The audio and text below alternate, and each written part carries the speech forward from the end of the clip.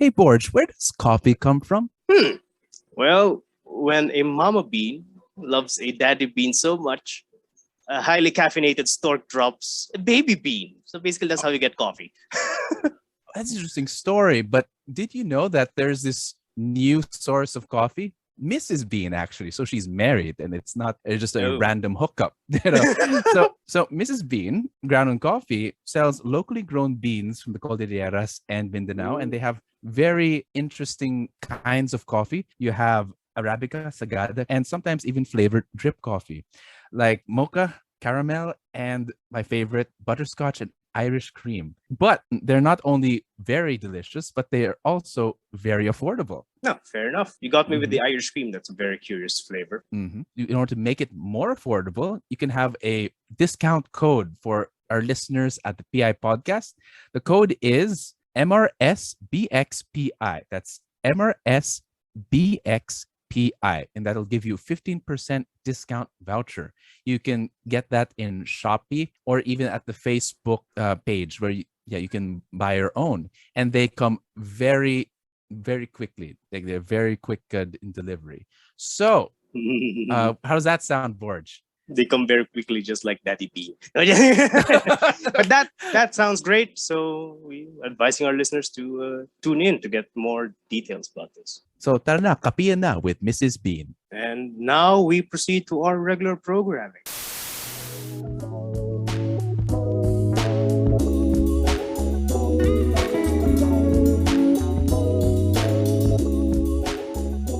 Welcome to the PI Podcast, Political Insights for the Palaging Inis. I'm your host, Matt, and with me is my co-host, political scientist, meme lord, and the artist formerly known as Lumpong Shanghai, Borge. Remember that? Ano yan? Hey, that's a tangent. That's so left field. It will look... PI nyo, PI nating lahat, board at your service. Merong ano yan, may backstory yan eh. Same mamaya na yan. But today, this episode is a special treat. You know, we'll be releasing this close to Christmas, and we have a very special guest. You know, who needs no introduction. You know, I mean, if you're in the internet, you've seen his works everywhere. But before we introduce him, of course, Borge, you know this artwork, Tarantadong Kalbo. Is it familiar to you? You know. Yes. I'm a fan. What do you think about it? And do you have like a favorite piece, you know, or a favorite work? Yung pa rin eh, wala akong maisip talaga na favorite piece kasi every time I see his works in my newsfeed talagang it brightens up my day. But I think the more memorable ones would be his more recent political ones, which I think we would tackle today for. But ikaw, anong favorite piece mo ni Tarantadong Kalbo? Well, I think it's a bit of a tie between number one, yung Tumindig, which I think if our followers remember, like I think our profile pictures are still the fists. Yeah, and we'll talk about that also, of course. But the other one, which is now available in a shirt, is the I forgot the exact words, but it's like the masakit mahalin or something, where it's a picture of like the Philippine flag, but it's like spiked. So it's actually, that's how it feels like to love your country. Yeah, to love it is to, you know, it's painful. You know, sakit talaga. And I think, you know, palaging interesting. We have a lot to talk about, and I think he's been you know, a lot of the politics lately, and a lot of interviews about it. But in this case, we'll try to delve into deeper. You know, this will be a special interview. You know, this is uncensored. You know, so no holds barred. Hopefully, so let's not without further ado, let's now welcome our special guest. Kevin Raymundo, better known as Tarantadong Kalbo. So, hello. Welcome. Hello. Hi. So, let's start, of course, from the beginning. When did you start wanting to become an artist? Like, when did you start, of course, being an artist? Ever since, what's your story? I think 5 years old na. Wow. Nag-drawing ako. Na hindi stick people. As in cartoons talaga? As in, buo? Like, then, I think elementary yung parang formative years ko with it. Nagda-drawing ako ng flip book. Wow. Animation. Kasi di ba yung mga books dati, sobrang kapal eh. Yeah. So, and now that makes you an animator today, right? So, tell us how that happened. Ang course ko, sobrang lapit, computer science. Oh, wow. Okay. Paano nangyari yun? From computer science to this Layo art?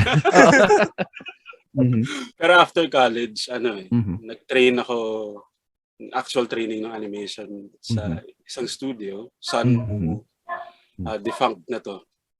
So naabutan ko pa yung lalabas yung edad ko. Yung paper, as in paper animation. Hindi siya digital. So literal na magdodrawing ka. Meron akong actual na cell nung X-Men. Oh, wow. Na animated series. Isa lang though. So you're part of that team? Yeah. Okay. So what can you say were like your influences in art? Like, sino ba yung mga idol mo sa... Actually, madami. So, inanarrow down na lang natin. Sige. Siguro sa local, si Pugad Baboy, obviously. Si Paul. Classic. Influence. Lalo na when it comes to political commentary, siya yung go-to ko dati. Puso kasi siya nung high school. And then, Kiko Machine, may influence din ako sa art style niya. And then, yun muna. Sa international, mas drawn ako dun sa mga webcomics like Adam Ellis and basta yung mga short na funny, parang meme type na webcomic na may punchline. Yan. Mas dun ako. And then, of course, Archie Comics, Gorillas. Okay. So how do you describe like your art style right now? Like, is it something like, I don't know, like The Far Side, or like did you take Pokemon? Like how would you describe it? Actually, nakalimutan ko yung The Far Side. Super fan ako nung The Far Side. Yeah. It's actually deep stuff. It's like one frame sometimes, but there's a lot of things going on there. So yeah. And hindi ko alam kung mapapansin ng ibang mga readers yan. I'm trying to emulate yung ganong style. Like, isang image, and then with the caption, matatawa ka kung ano yung nakalagay dun sa caption. Kasi dun yung style ni Gary Larson. Okay. So yung style ni TK, actually mash up siya nung mga gusto kong, ng mga influences ko. Like parang, gusto ko yung, like for example, yung buhok ni Tintin. Yeah. And hindi ko alam kung maalala niyo pa si 7-Up guy. Dido. Yung buhok niya. Dido. Like, parang curly, pero... Yeah. It's kind of like so, that. So hinugod ko yun doon. And then, growing up then kasi palagi ako pumupunta sa gift gate. I don't know if you guys know what gift gate is. Yes. So, then ata sa Glorieta, it's quad, I think. But yeah, gift gate. And then... So yun, kinukuha ko lang yung mga striking na designs from those. And then, that's it. Okay. So I think the next question I think is, and you've asked this before, but it's a very striking name. It's very funny, and I think Borge and I have had some theories. So maybe we can frame it this way. So alin ba yung nauna, yung pagiging kalbo mo o pagiging tarantado mo? O baka nauna pa yung parang tarantado sabay. mo? Parang sabay ba? Sabay. Pero madami nagtatanong sa akin about kung kalbo ka ba talaga. Yung mga hindi pa nakakita sa akin. Ang palagi kong sinasabi, when I was in high school, Kimpi ang buhok ko. So tarantadong Kimpi ako before. Tarantadong Kimpi. PK pa rin. Kimpi, I think kailangan natin ng context. Yun yung may hati sa gitna. No. So you 90s na 90s. And Kimpi is an actor. Kasi Kimpi De Leon. Yeah. Kimpi De Leon. Yeah. So I guess nauna yung Tarantado before. Okay. So what did you do that made you Tarantado? Yeah. Actually, Tarantado. More like siya, in joke sa mga kabarkada ko. I think best represents what the web, yung comics is about. Mahilig talaga akong mag-drawing ng mga irreverent na mga things. No? Yung parang medyo hindi naman cringe, pero parang, you went there, gano'n.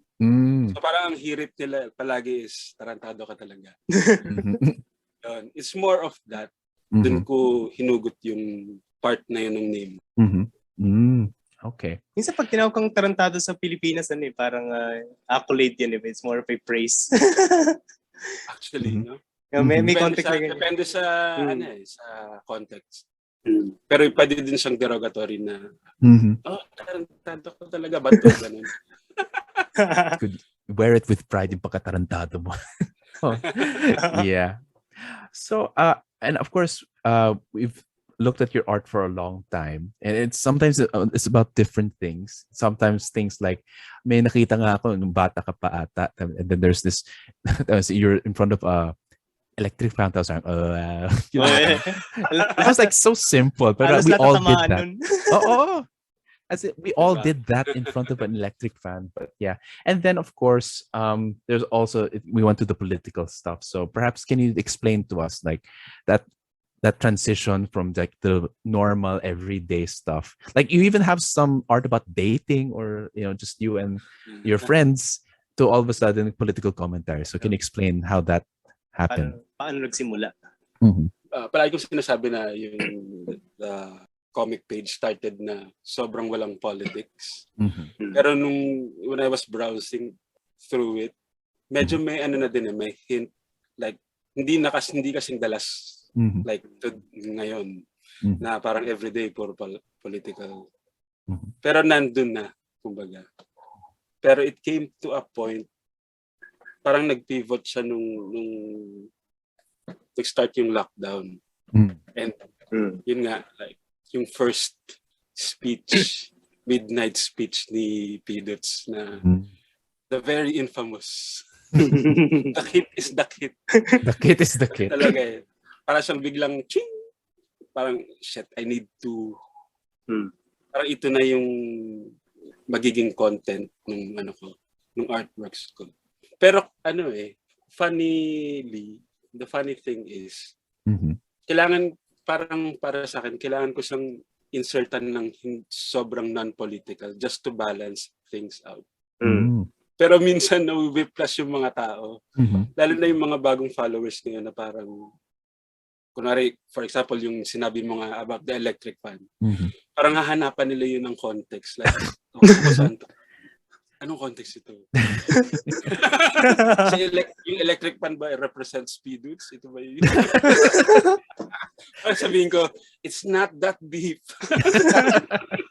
Yeah. Pasensya kayo, buhay pa yung author, pero pwede pang umalma. Yun lang pa. Oo. Yes. Sometimes it's just electric fan, But yeah. Yeah, so talagang feel ko ganun din ako. When did I start? Nag-start ako gumawa ng memes around that time rin eh. So, talaga? Pero tayo na-trigger yata last year. Sobrang siya, no? Sobrang jarring siya talaga. Nakakaano. Parang tapos, what the fuck?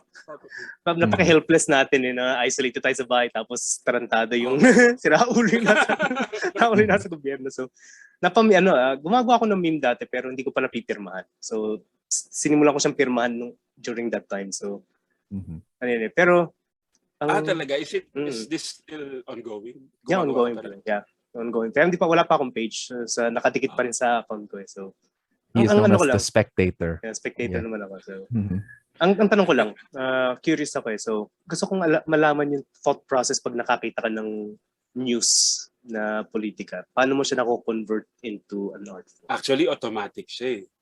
Like, perfect example nga yung the kid is the kid. Parang bigla na lang, hindi ko na siya kailangang i-thumbnails or storyboard, parang, this is how it will go. Andun na siya talaga. The idea is there. Sobrang linaw na. I'll just have to execute it and draw it. And yun din yung struggle ko i-explain sa iba. Kasi madami din nagtatanong sa akin, ano yung process ko with drawing. Siguro ang pwede kong masagot is yung pagpili ng topic, especially now. Parang fina-factor in ko dun yung ano yung magiging effect nito. Is it worth discussing? Kasi madami na din kasing lumalabas na mga cartoonists ngayon, like last year. So I have to be careful din na hindi kami magkakapare-pareho kasi masyadong saturate. So ang decision yan is kung anong topic. Punong-puno pa naman, mahirap pa naman kasi punong-puno na tayo ng Di ba? Interesting topics na nga Parang pinipili ko yung parang, well, yun nga, sinasabi ko, automatic yung idea. Bigla na lang siyang lumalabas. So, hindi ko masagot ng... Gano'ng katagal mo bago matapos yung isang piece mo? Pag nakakita ka ng news, gano'ng katagal matapos? Meron kasi akong template ng... Ang ginawa ko kasi nung nag-shift ako with political cartoons, kinuha ko na yung... Dinrawing ko na in advance yung mga muka nung mga tingin ko na I think palagi kong gagawa ng material. And then every time may issue about this certain politician, I'll just drag it. Oh, okay. Dun sa template. Kumbaga may template. Work efficiently. Ayos. Pag nagme-meme ako, basically, armed din ako ng encyclopedia ng mga memes. So, pag nakakita ko news, alam ko kung anong hugutin ko. Yun din yung ngayon no? With memes. Kailangan, you have to know kung ano yung fresh. Kasi meron din siyang, shelf life. Like, if you use this certain meme, sasabihin ng mga tao, masyado ng yan. That's, laos na. Oo nga Pero ako, umiiwas ako sa mga usual na memes Kumukuha talaga ako ng picture sa Google pag nakita ko nga. May mga weirdong pictures sa Google. Like you create a new meme. You don't base it off like pwede rin paminsan pag existing ones pero kumukuha rin ako talaga pag may So yun pala, okay. So medyo mabilis kasi may template na. So sino mga nasa template mo? Sino anong unang set? Sino mga nasa unang set ng template mo? So siguro nadagdagan.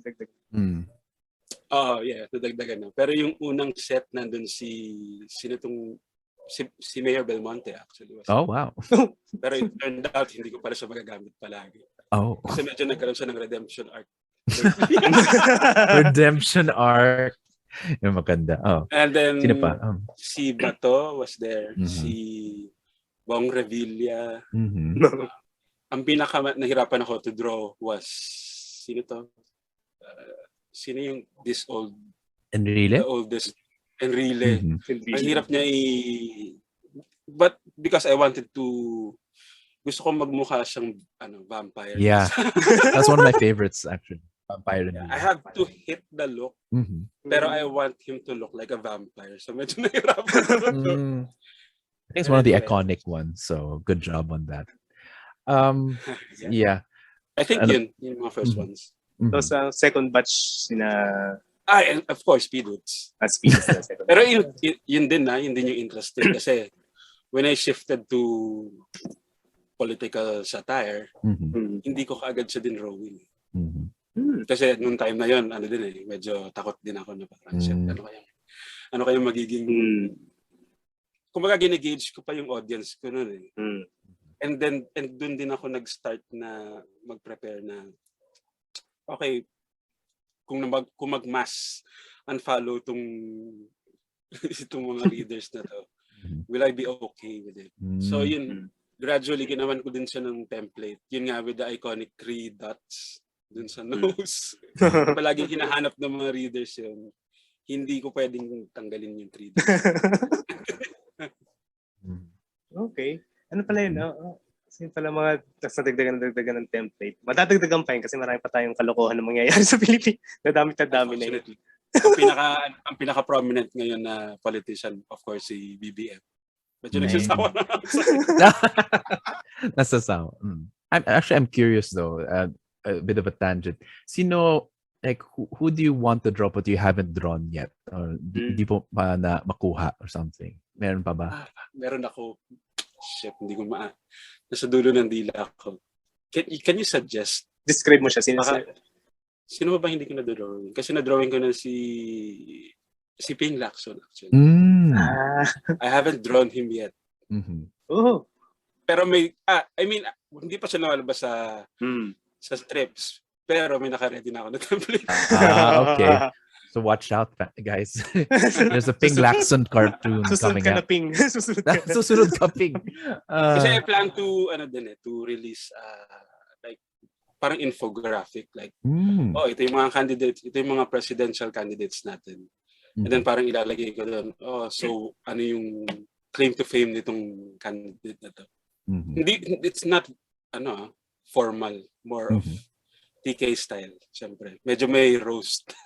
Ayun na, yeah, basically yun ang Pinoy inuman style. Baga ano bang nagawa ng kandidato na to? Kaya rin minsan hindi tumatalab yung mga infographic na I'm looking forward. Excited ako sa infographic mo.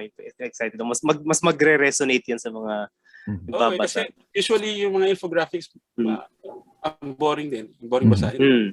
Lalo na pag masyadong madaming text. And yun nga din yung issue ko with, off topic naman. Yung pinapakalat nila na campaign materials for Lenny, for example. Nobody reads that. Can confirm. We love Lenny, but yeah. Don't worry, we feel the same.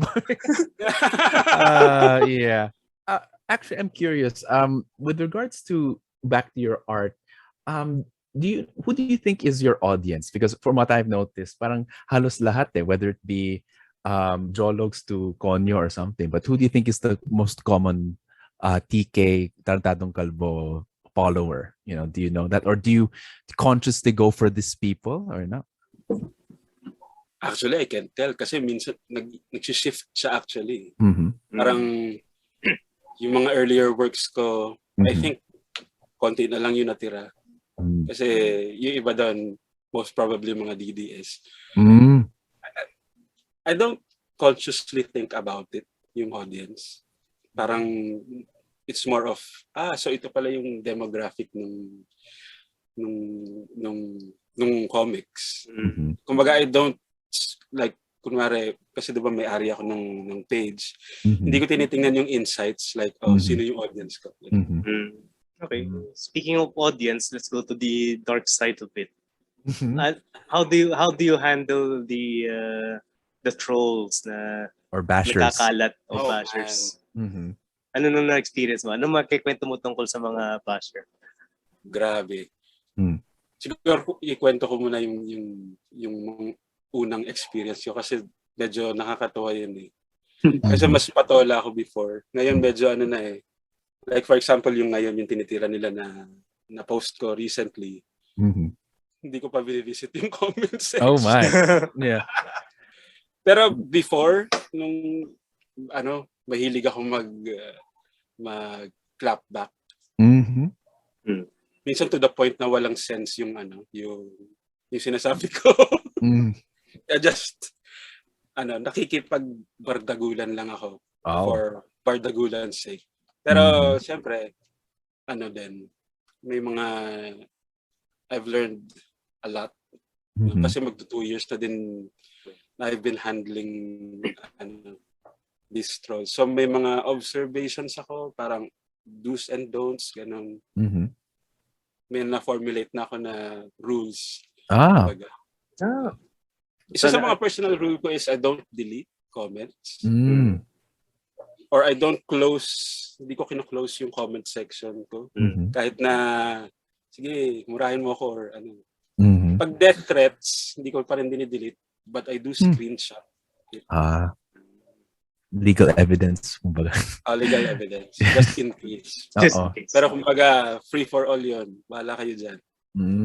Tapos parang magbabat-in lang ako once in a while kapag may either may interesting ako na ma-add dun sa conversation or may naisip ako na nakakatawang clapback.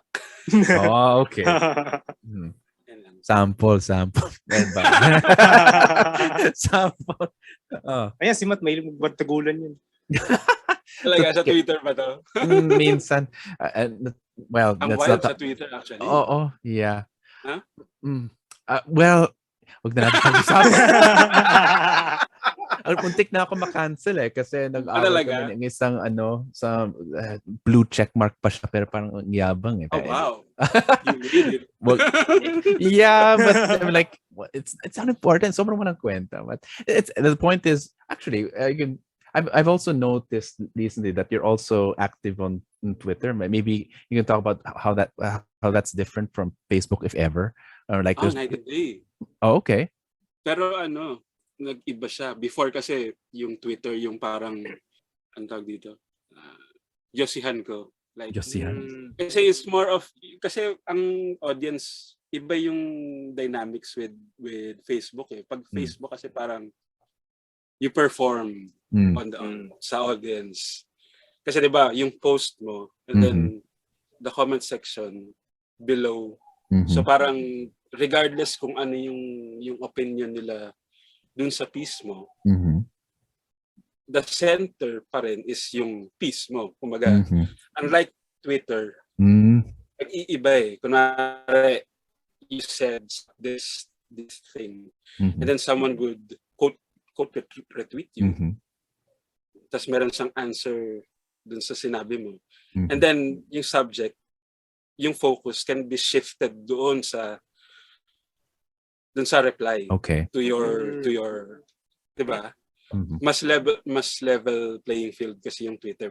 A good and a bad thing. Okay. Mas intimate ang, kaya pala gusto ni Matt mas intimate. Yeah. Pero alam ni to na it can be quite toxic. Oh yeah. Diba? Na parang ayoko. Ang pinaka-boring na platform actually is Instagram. Instagram. Para sa mga models yan eh, yung mga may magandang or vacation. Heart, ganun. Oh, yun lang. Oo. O minsan may show. IG live. So, saan ka mas maraming bashers sa Twitter or sa Facebook or whatever? Or sa kami mas violenting basher. Nag-iiba din yun. Before Facebook talaga, grabe. Facebook talaga yung parang kanal eh. Oh my God! Kanal talaga. Alam mo yung parang I have to wade through yung mga comments na sobrang basura just to get yung mga nuggets na parang I can use this.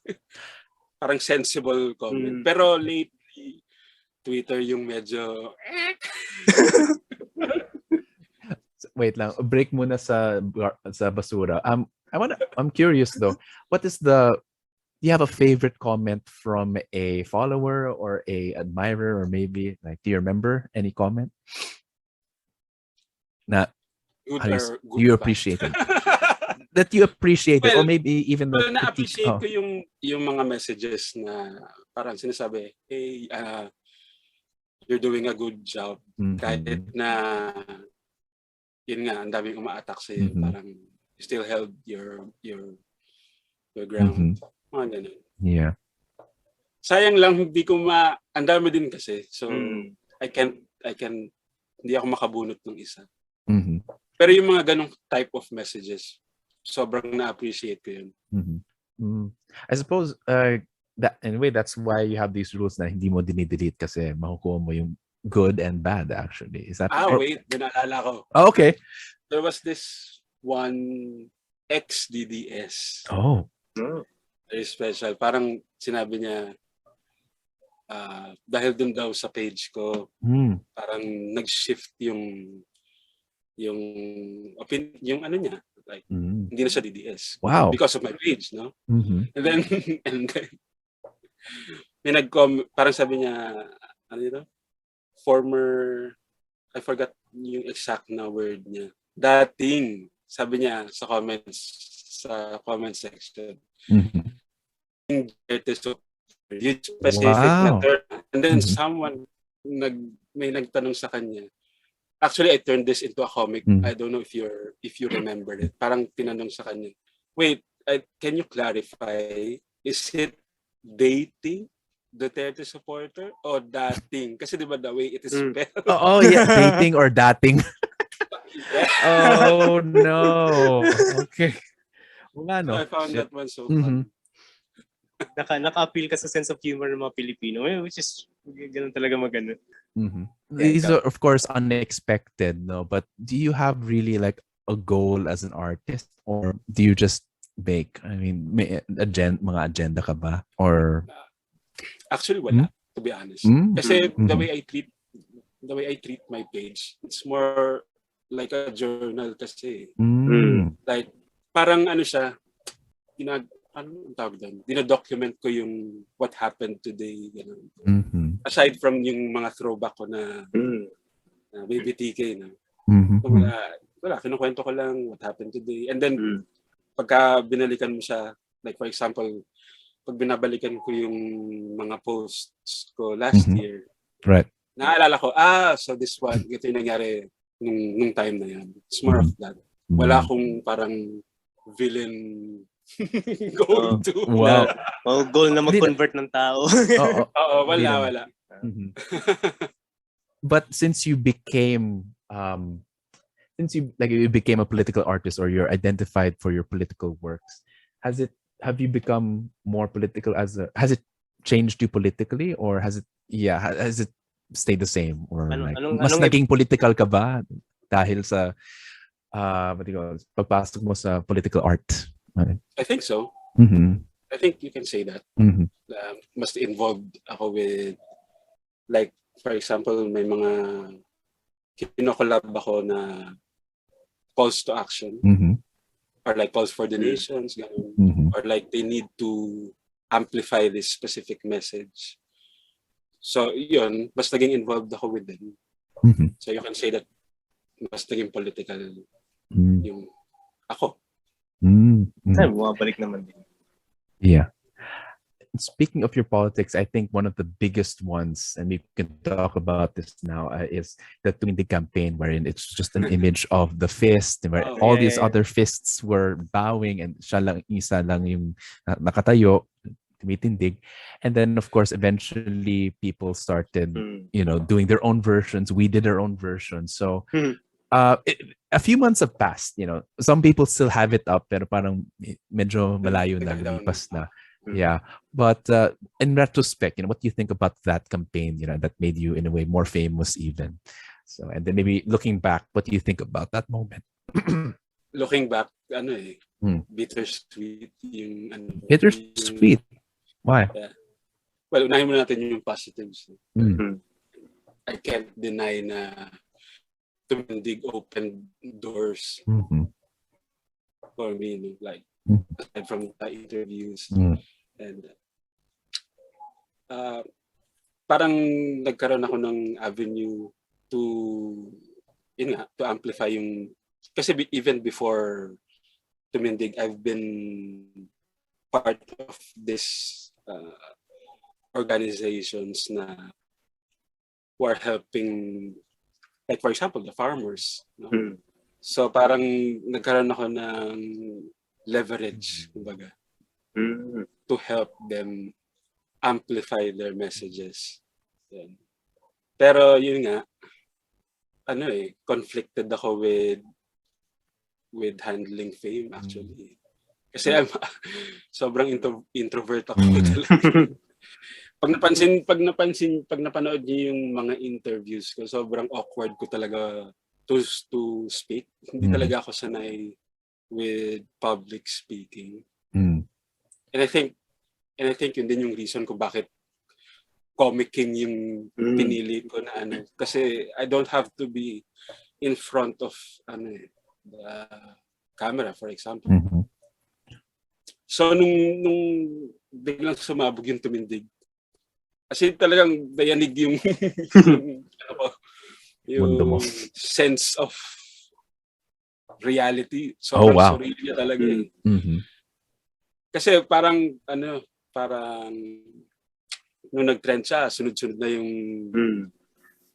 yung nagme-message na, can we interview you?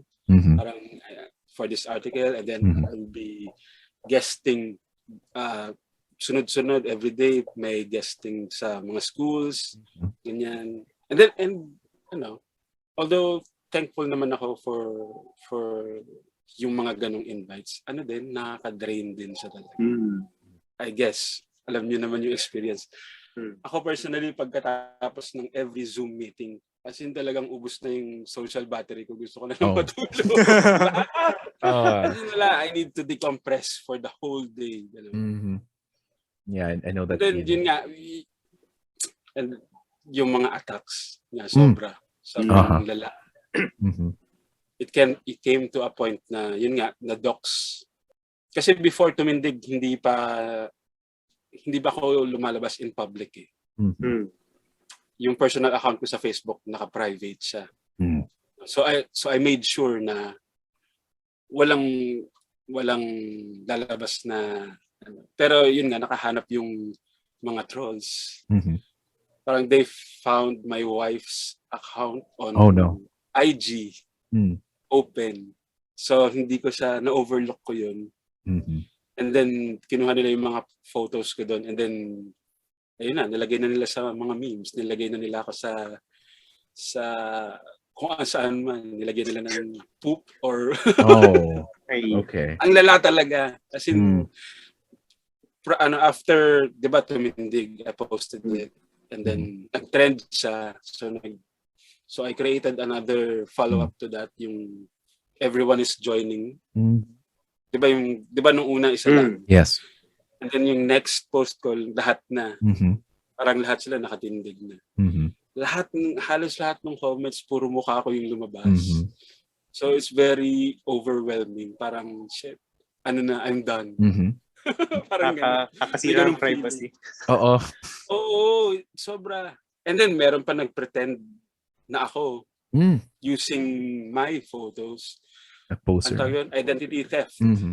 So yun, legit na concern yun. So actually, may nakausap na din ako na representative ng Facebook na parang in-explain niya sa akin na yung bitter truth na because you're already considered a personality, mababawasan na yung mga rights mo.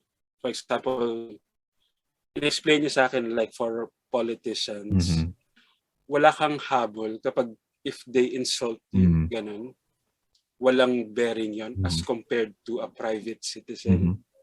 Kumbaga, kaya hindi nag-work sa akin yung mga reports na, this is like an attack on you. Parang ang ano ni Facebook doon is, but kilala ka na kasi. It comes with the territory. Right. Naging burden na yun. It's just, ganoon talaga pag naging public person na. Kaya naging burden na. I'm actually sorry that you had to experience that. But I do want to ask though, because if that were me, patapang din ako pero parang hindi ko kaya, so I'd probably quit. But I want to ask if you ever thought of quitting, and obviously you have not, but what keeps you going? I'm curious, what keeps you going, like on and continue making art despite the bashers? Oh, definitely. May times na naka-hover na yung cursor ko dun sa deactivate account ko. Yeah, it came to that point. Ewan ko, siguro mas because siguro ang pwede kong explanation dyan is because yung comics making hindi ko siya bread and butter siguro. And wala akong sinet na rules na very very loose kasi yung ko with my page parang ito yung gusto kong i-drawing today. So it's hindi siya naging work for me, and I think that helped me overcome yung mga ganun like bashers and threats na parang gusto ko itong ginagawa ko passion project. Oo passion project to. So kaya ako din hindi siya ginagawa like I'll be a full-time TK kasi alam ko na once I do that mawawalan ako ng gana. Sure ako. Okay. Yeah. Yun. Yeah. Passion project na. Passion project. Yeah. Kasi parang meron akong freedom pa rin naman. Gusto ko magpahinga ngayon. Kasi parang ang daming bashers. Like for example, today, parang hindi ko titingnan yung comment section. It's not like, shit, I need to sell my books. Kumbaga, I need to appease an audience. Wala akong ganong, I'm not tied to anybody. It's all for yourself. Yeah. Kaya pala wala kang sinasanto kasi. Kaya lang, Yeah. balik tayo sa Tumindig. Ang curious lang ako kasi nagkaroon siya, yung poster mo nagkaroon ng sariling buhay eh. So anong feeling na nakita mo yung product ng craft mo na nagkaroon ng sariling buhay? Anong feeling ng ganun? That one, sobrang, kaya nga sabi ko bittersweet. Kasi yun yung part na sobrang ang saya ko. Parang, kasi nga dahil hindi ko siya sinadya. And then nung time na yun, medyo parang, well, Tumindig is parang nilalabas ko yung frustration ko eh. So nung time na yun, parang I felt defeated. But at the same time, parang kahit na madaming DDS, I'll just say. So yun yung essence ng Tumindig. And then when I saw everyone joining in, para siyang straight out of a movie. Avengers na. Yeah, people started joining. Yeah. Sobrang nakakakilabot siya sa akin for me. Yo, kinilabutan. So, well, I suppose now I think it's even like it's not only on shirts, but may mga laruan pa siya, di ba? It's so many stuff. It's really cute, actually. Is there do you still have a name for that? Mga Tumindig or something? I don't know. Actually, wala eh. Wala. Tumindigers. Tumindigers. Tumindigers. Ang corny. Oh, corny. No, it's fine. It's cute still. But okay. So, I'm curious though, because this might be the favorite of a lot of people, and we had their own favorites. I mean, do you have your own personal favorite piece? Yeah. I think yung palagi kong pinapresent sa mga sa mga webinars, yung takot and then yung silence na comics. Yung dalawang yun palagi nagre-resonate sa akin every time. May umaatake sa akin. Yung ayoko mabuhay sa takot. And then yung silence was about me being bullied as a kid. Yun yung experience ko. So yung dalawang yun yung favorite ko. Aside from, of course, yung Tumindig. Right. But those two, they're not necessarily political, no? How would you describe them? Like, I mean, these are very personal, right? Like the silence stuff. Yeah. How would you categorize those two? You know, like. Ano ba? I mean, di naman siya political, no? But you can put it in that. I mean, you can politicize it, pero okay. It's not innately political. It's more of a personal view. Yes. Yeah. May mga bagay na pre-political, may mga bagay na hindi naman talaga political, pero you can politicize naman. Makakatulong rin para mag-handle ng stress sa politika. Yeah. Actually, the fact that it gives you your personal strength, even among bashers, that's quite inspiring. In fact, I feel like we'll put a link to those in the show notes so people can see, the listeners can see. I'm thinking, of course, if we can talk about this latest one, though, it's much more, it's different. And it's also quite controversial. I'm sure it is. It's quite fresh. You know, maybe when we publish this, it's a bit old, but you know, this one is quite fresh for you. It's the Yassista, where it's an image of like a rifle and with the pink Colored paint. pink. And can you tell us like what was going through your mind? Of course, I think the Lenny's followers who followed your work probably are now bashing you. So maybe talk to us about what went through your mind when making that. What does it mean, and you know how people have reacted to that, the Yassista post? Well, actually ayoko siyang i-explain sa Twitter, pero sige, i-explain ko lang siya dito sa podcast. Mas maganda na mas direct. Kasi nung naalala ko I think nung gabi yun lumabas yung interview niya about dun sa NTFL Cup. Yes. Na parang yung previous statement niya na sinabi niya na gusto niyang i-abolish yun. Parang bigla siyang nag-backtrack nung pumunta sa AFP. So medyo na-bother ako doon. Kasi may personal experience ako being red tag din. Kasi nung gumawa ako ng publicity material for a community pantry, very innocent yun. Bigla akong makikita yung artwork ko na inedit siya in such a way na front ako ng NPA, like may guns and ano. So, tama yung yun yung chilling effect nung anti-terror bill. Talagang maano ka, nung nakita ko yun parang matitigilan ka na, should I continue with my political works, no? And then yung going back dun sa statement nung kay Lenny, medyo na-bother ako. So ginawa ko yung artwork na yun. Actually, it's more of a challenge or like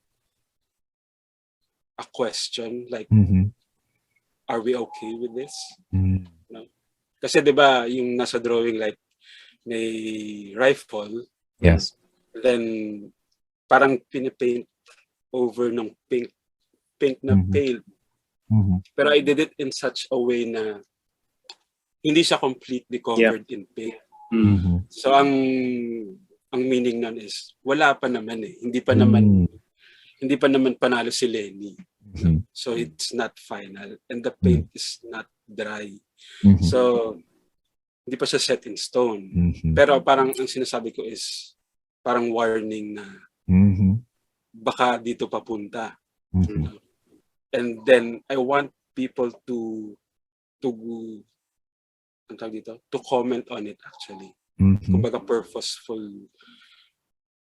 I made it in such a way na gusto kong malaman ko ano yung reaction ng mga tao. Kasi in a way, yun part din sila nun Yung parang personality politics ba yung support, yung kind of support natin sa mga candidates natin. Paano, how do we, ano ba yung, what goes behind our minds when kapag pumipili tayo ng sino yung dapat iboto. Masisikmura ba nila to? Yun. Oo, yun actually. And yun din, yung isang detail doon na madami na namang naka-point out, wala pa yung paint dun sa trigger part ng rifle. Meaning, parang, yun nga, nag-tweet ako about it na parang, wala pa nga pero kinalabit mo na yung parang, nag-assume ka na, sinabi ko ba na it's about Lenny, it's just, alam mo yung gano'n. Right. And then parang, inaano ko din yung question na, so, ano yung thought process ng mga readers when they interpret yung gantong types of work. Actually, when I first saw it, before we had the pre-prod meet, you asked me how I thought about it. I actually didn't know, and it seemed more like a question rather than a claim or an argument. Yes, diba? Yeah, which is to be honest, is one of the more complex of your works. Na parang ano talaga to? That's why we had to ask you, and that's why we're asking you right now. But do you have any notable reactions that stuck with you, like on Yassista? Masyado silang fixated dun sa caption actually. Yassista. It's not even a word. Exactly. Ginawa na nila. Pwede ko naman sabihin na Yassista, it's like yes and assista, you know? Yes, assista. Sila lang naman yung nag-connect na you're pertaining to na pasista si Lenny. Alam mo yung jump na gano'n. Right. But I get na in a way medyo bait siya. So parang yes. Parang for me it's more like prove me wrong that you're not gonna assume na I'm pertaining to Lenny. Right. Because I didn't mention any names. In pink, what's pink?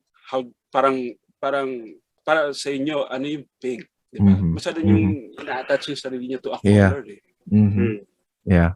Yun ang dyan. Magandang thought experiment yun So, sa tingin mo ba mas naging defensive yung mga nag-comment na yung mga agresibong nag-comment? Sa tingin mo ba naging defensive sila kaya ganun ang comment nila?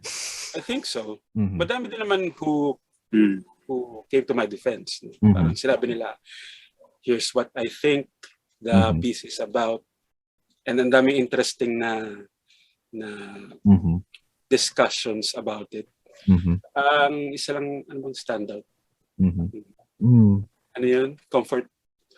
Pero medyo gasgas na yun eh. Yung, comfort the disturbed. Tama ba? I forgot the line. Disturb the comfortable. Basta something ganun. Quotable quote. Yeah. Disturb the comfort or the complacent or something. Gambalain ng mga gambalain ng mga natutulog. Being it. You know, it's interesting. I think these the Tumindig and the Yassista, these are very different works, but it does show how powerful. Okay, go ahead. Naalala ko na. Okay. Yung pinaka-interesting na comment was someone with a blue check asking you to delete the post. Okay. To kindly delete the post. So, may emphasis dun sa kindly kasi kakampings tayo eh. Kindly. Ayan. That only means you're dangerous, sir. Your art is dangerous.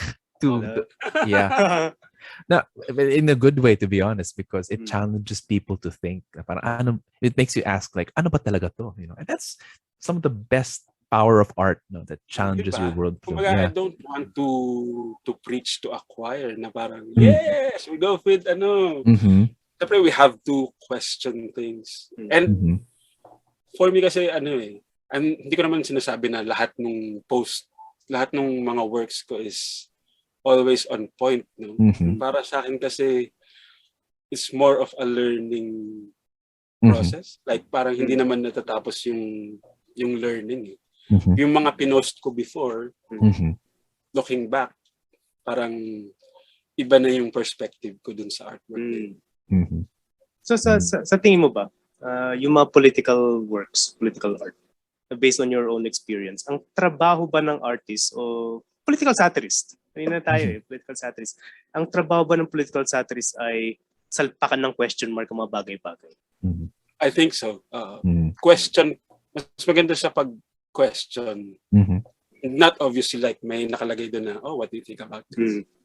Pero parang veiled under yung question. Kasi I don't have all the answers.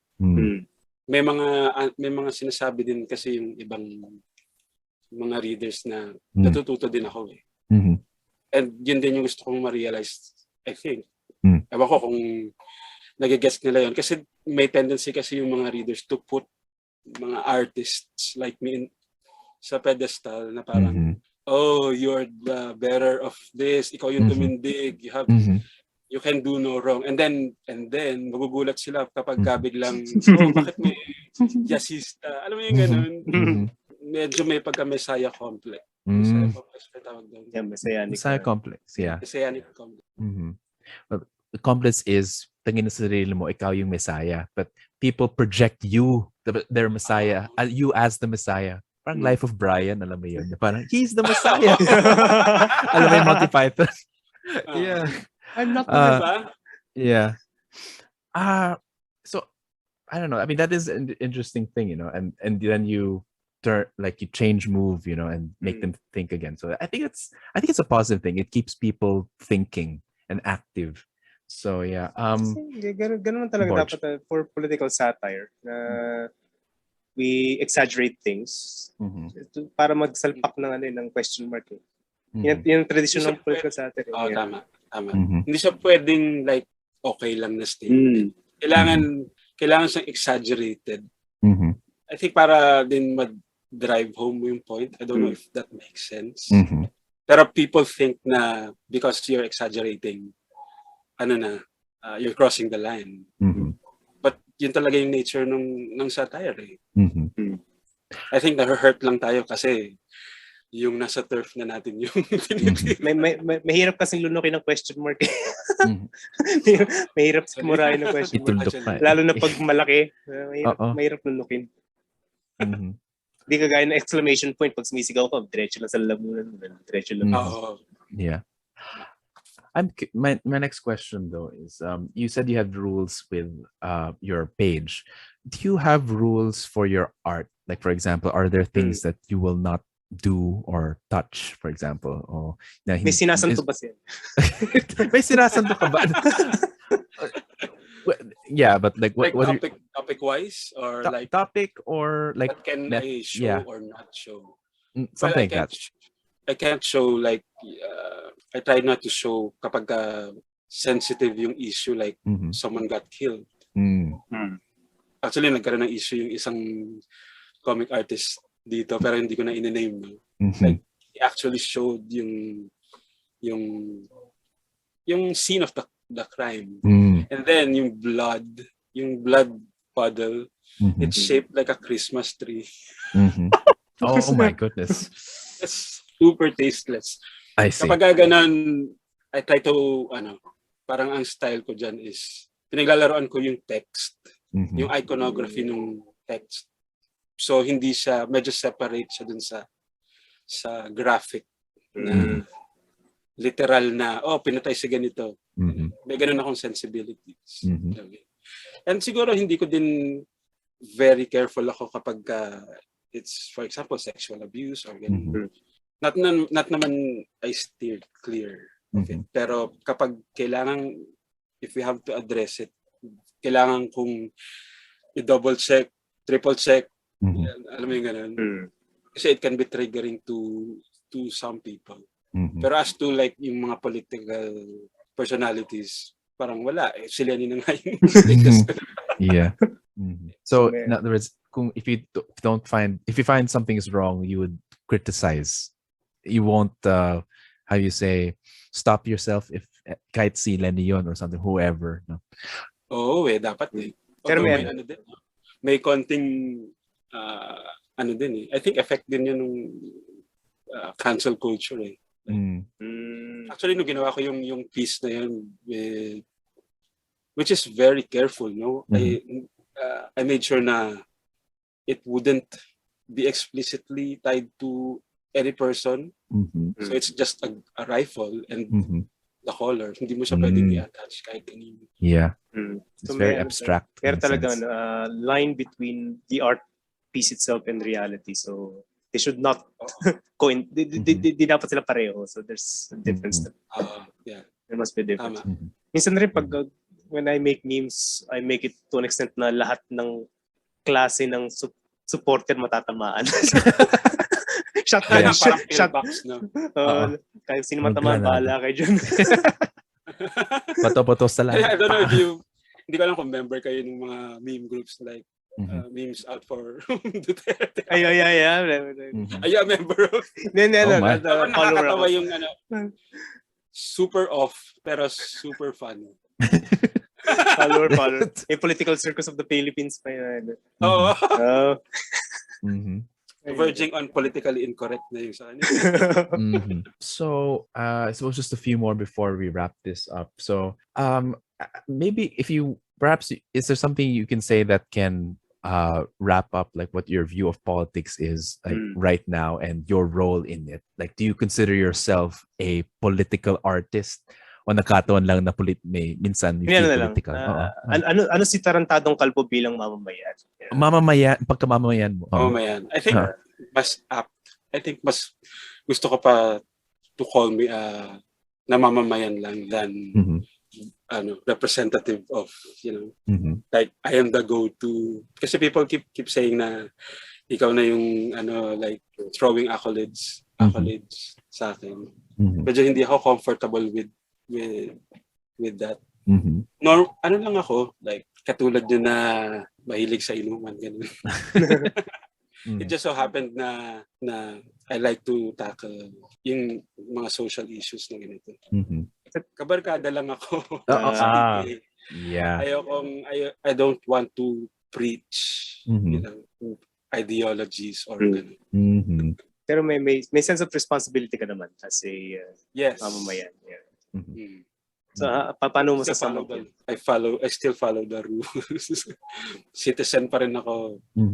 I think, medyo kinakabahan yung mga readers sa akin, parang shit, ano ba to? Bigla ba tong magre-rebel?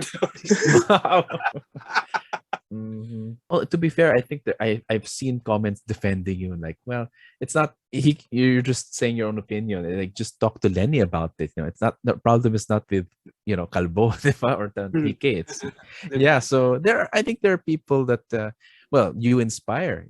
Whether you know it or not, and they defend you. So that's also good. I suppose, well, the last question I can think of right now is, what can you say to young artists, the people that you inspire, and what advice can you give them to, especially to, and on how to be like, how to use your art, but also as a citizen or a citizen artist, mga ganyan. So like, that could be something you can promote, you know. So what can do you? I mean, you see yourself as a citizen artist, right? So what can you advice can you give for young citizen artists? Siguro ano lang, just be true to yourself, I guess. Kasi ano may tendency kasi tayo to create art for clout. And admittedly, may ganun din akong tendencies na I'm trying to unlearn. Kasi medyo yung environment din natin contributed to it. I need, like, kailangan madaming mag-react dito sa certain post ko for it to be quote-unquote success. Alam mo yung ganun? Like, we shouldn't think about that.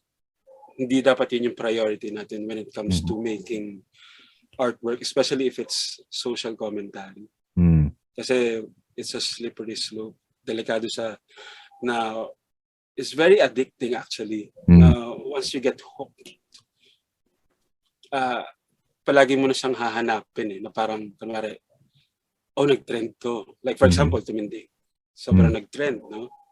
May tendency, it's a natural feeling na I need to follow it up with something like even better. Alam mo yung ganun? Kapag ganun na yung mindset natin, mas it will burn us out. So I think yun lang. Parang, well, when I started Twitter, wala din naman pumapansin sa akin. Kasi nauna ako sa Facebook So, nung gumawa ko ng account sa Twitter and I started posting stuff there, akala ko automatic na yon, like, si TK nasa Twitter na, let's go follow, and then that's like all his posts there. Hindi. As in zero engagement. Kumbaga, and also then depende din sa situation, but for the most part, don't take yourself too seriously then. Like allow yourself na to be made fun of. I don't know if baka it might sound off, pero okay din na meron kang self-deprecating humor. I think your name says it all. Yeah. But that's great. It's humility and also sense of humor. Yeah. And also, don't be afraid to admit na, like, okay, so mali yung point ko. Alam mo yung ganun? Like when? Meron madami akong ganun. There was this post that I made, medyo recent siya, about P-Dudes, yung nag-announce siya that gusto niyang tumakbo for vice president. So I created an artwork na yung na-off balance siya dun sa platform. Then the caption is like, hindi ka na nga makatakbo hindi ka na nga makalakad ng maayos. Gusto mo pang tumakbo. Super funny, right? But it's ableist. May nag-message sa akin na someone who is disabled, and parang sinabi niya, this is offensive. Alam mo yung ganun. So medyo hindi ko na, sayang. Alam mo yung ganun, hindi ko nakita yung angle. Yeah. May point. Yeah. And then may siya naman, yung baby TK na, yung pinalo sa puwet. Actually, very iconic nga yun. Kasi madaming nag-resonate na. Pero yung mga kids now, hindi na nila alam yung context na ito kasi yung experience ko before. Pinapalo. Ngayon kasi, kapag ka pinapalo, it's a big no. It's child abuse. Diba? And very triggering yun for some people. Parang sinasabi nila, hey, you're romanticizing child abuse. So medyo may point. Generational gap. Generation gap, diba? May makikita mo yung generation gap. Parang sinasabi ko na, yeah, in a way, it's medyo, no? Pero ang sinabi ko na lang is, pero I'm just showing yung experiences ko growing up. Mm. So medyo may parang half-half. Like I get that it's medyo romanticizing yun. Pero but then do I refrain from showing it? Alam mo ganun. Na ito kami before. Yeah. You always have to be careful, you know. Pero naalala ko yung scene nga yun na munti ka na malaglag si Duterte sa platform. Gumawa ako ng jeep meme nun eh. Ang label ng meme is may hangover ka pero tinawag ka sa recitation. Borge, any questions before we wrap this up? Okay na. Those are very good insights para sa mga young artists, citizen artists natin. So, yeah. Well, maybe one last question. So what do you think is the future of TK? Or do you have any long-term plans or what? Magkakabuhok ba si Tarantadong Kalbo? We'll see. We'll see. Actually, mali mo, mohawk. Actually, may naghahanap ng shirt nun kasi gumawa ko ng art na actually meme yun eh. Tarantadong mohawk. Oh! Tarantado. Okay. Mamahaba yung niya. Well, watch out. Well, this has been a very interesting conversation, and it's good to know that not only are you talented and very insightful, but also very critical and humble. So it's very balanced. It's good to know like this. You're responsible for such powerful art, but you're also a very down-to-earth person. So it's very interesting talking to you. So thank you very much. Yeah. But no, we definitely learned a lot, not only about being an artist, but also being a citizen and just a balanced person, really, like very balanced. Like not, some people get immersed in politics and it becomes their everything. But I think it's good that personality. It becomes their personality. Yeah, but at least that's not fun. Yeah, that's not fun. So you can switch from time to time. Minsan not just political art, but regular humor. So that's good. So anyway, let's move on to our last segment, which is recommendations.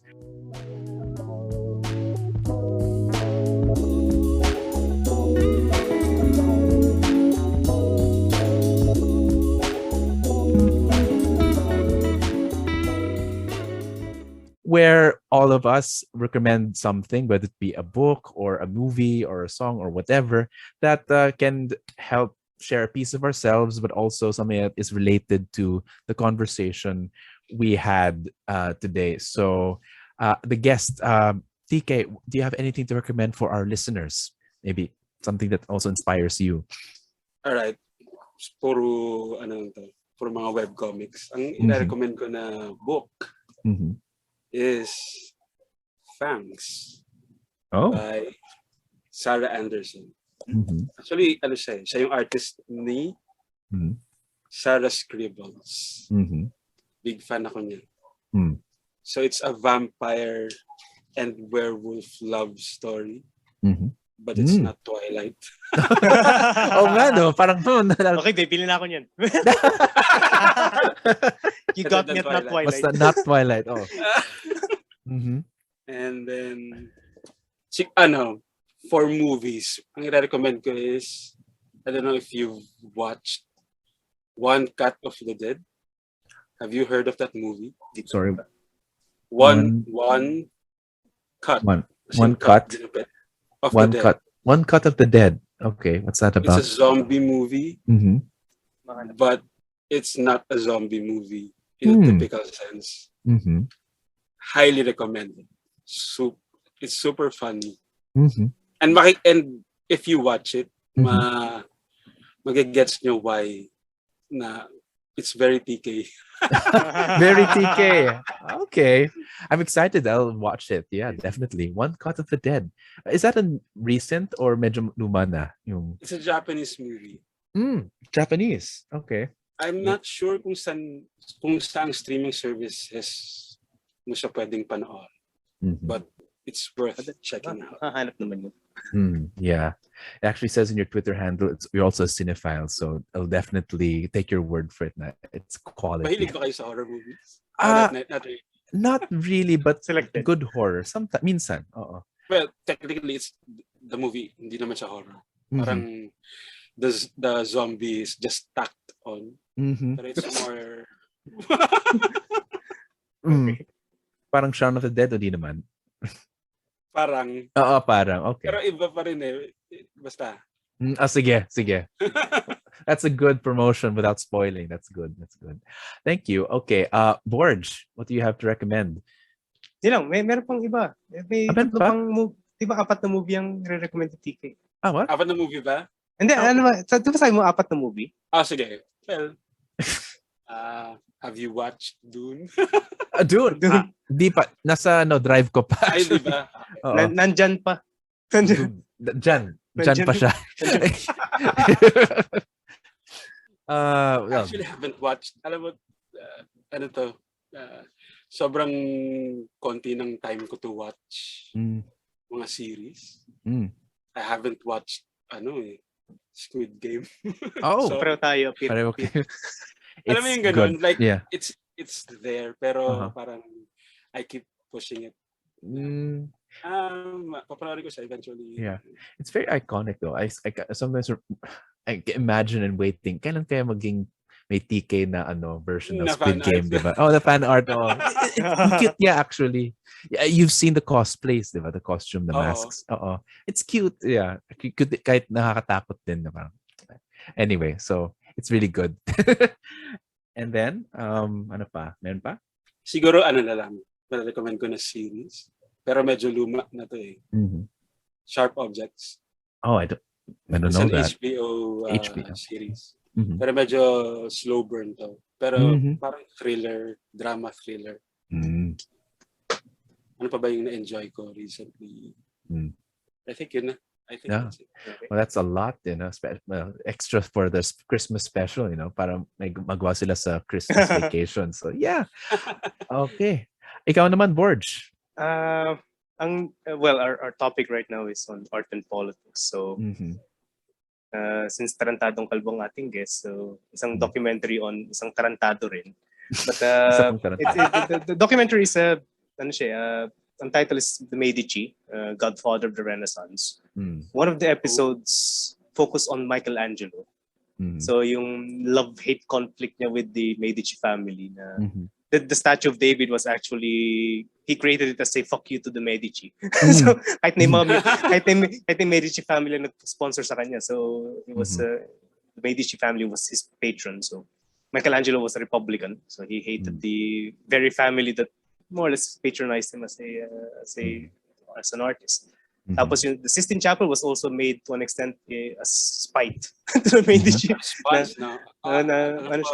Tama. Napuwersa siya na gawin yun. So at saka yung aftermath yung mismong altarpiece na sinensor. So well, di ba parang may mga nilalagay siya ng mga Easter eggs doon or something? Yeah, meron siya mga Easter eggs doon. Isa yata siya doon sa I think siya yung balat I think he was the skin of Saint Bartholomew kasi I think Saint Bartholomew was skinned alive. So ginawa niyang kasi isang demonyo doon, isang cardinal na kaaway niya. So yun, I think I've heard of that. Diba yan? So si Michelangelo would be feel ko artistic father mo si Michelangelo. Artistic father. Parang troll. I also remember this other artist. His name is Caravaggio. It's also similar artist. Ang ginawa niya minsan, like he's a rock star artist. No? He's not only a painter. He likes going to fights. He gets drunk, and in his paintings he draws because he gets work as a church painter. The face of the Virgin Mary is his girlfriend who is a prostitute. Wow. so parang troll din yan sa mga church na ayaw din he doesn't like his boss. Sa mga painters before, mga ugali. Loko-loko. Mga tarantado din. Pero may I think part din ng documentary yung away ni Michelangelo tsaka ni Da Vinci. So, meron silang rivals. May rivalry sila kasi irita si Michelangelo sa ugali ni Da Vinci si Michelangelo kasi religyoso na tahimik. As Da Vinci is all over the place. May contest dapat sila eh. They should paint the government building. Talagang may politics and art. Talagang ko-contest dapat sila kasi na suspense ko. So yeah, it's a 4-part series. So I think 2 episodes focus on Michelangelo, how he resisted the Medici, tapos how he was appropriated nung namatay siya. So yung artwork niya mismo inabsorb ng Medici family na sinabi na, oh, we paid for this, we paid for that. So, kahit na finakya sila ni Michelangelo with the Statue of David. I think the other part would be sciences and the Medici family. So that's a good summary of the Renaissance. So even Renaissance painter, naging tarantado din sila. Yeah. Actually, related to that, sige, I mentioned Caravaggio already. I'll recommend another podcast about Caravaggio. It's entitled History on Fire, and he discusses the life story. I think it's 2 parts. 2 episodes of the podcast focus on Caravaggio, who not only like to paint his whore girlfriends in the church, but also get a lot of suntukan sila, naglalasingan palagi. So, and he still has time to paint. So, he gets fights. So but artists are some of the most sensitive but also troubled individuals, but create great, beautiful pieces of work. So, but that usually comes at a price, usually in the personality. We hope. Parang matatamaan. Dami matatamaan. No, well, we all love you here, but we'll see. We'll keep watching. But anyway, and I think another one I want to recommend. It's an old musical, but I suppose it's in tribute to one of my favorite artists, Stephen Sondheim, who died very recently. And for me, one of the things he said about art is that good art is education. It's one of the best forms of education. And he taught people how to process things. Like you talked about the company, which talked about how to deal with marriage. It's a commentary on marriage. But this one is about art. Sunday in the Park with George. So it's about Georges Seurat, who is a French painter. He's famous for doing this Sunday in the Park, pointillism. And there are songs about like what does art mean for him, like painting the hat. So there's this girl in the in that his model and who loves him, but he does not parang binabaliwala siya kasi parang he's still busy with his artwork, finishing the hat. There's a song there.